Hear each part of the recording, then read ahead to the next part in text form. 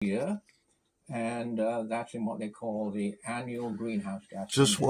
watching To me, that is the Accelerating most Climate data, Change, the most important January 2025. Guy named so Peter in the past Carter. years, that's increased. Huge facts. And okay, you can say climate change isn't real. You can tell yourself almost anything, but we see it around us almost every day. There was just tornadoes with snow in it 2 days ago. Tornado season is no more. We just get tornadoes. Could I go on? The fires, the everything. I, myself, for 5 years, lived on a sailboat on anchor. I know how well you can live if you just humble yourself. A lot of the problem with the solar is we consume too much. We expect too much. We need too much. And we must be tied to the grid.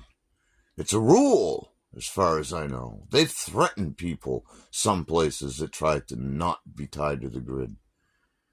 But if you didn't tolerate those things, this doesn't harm anybody to generate your own power and not tie it into the grid. There's nothing wrong with that. That's not a crime. That's upholding your responsibilities to provide your needs.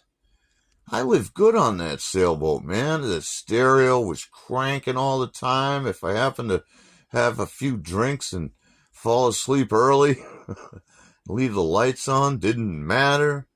I only had 200 watts of solar, and I did, at the end of it, get a little wind generator, which helped.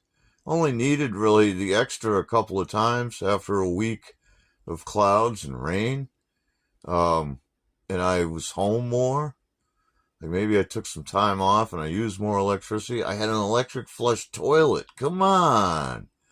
It was fans going all. I was nice and cool all year long. No AC. I didn't need to consume all that energy. I wasn't tied to the grid. I wasn't a burden on anybody. If a few $100 investment.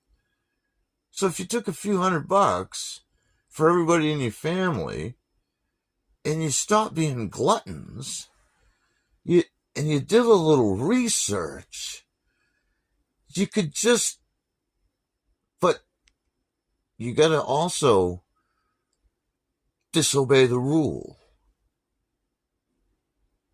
Don't listen to the rhetoric.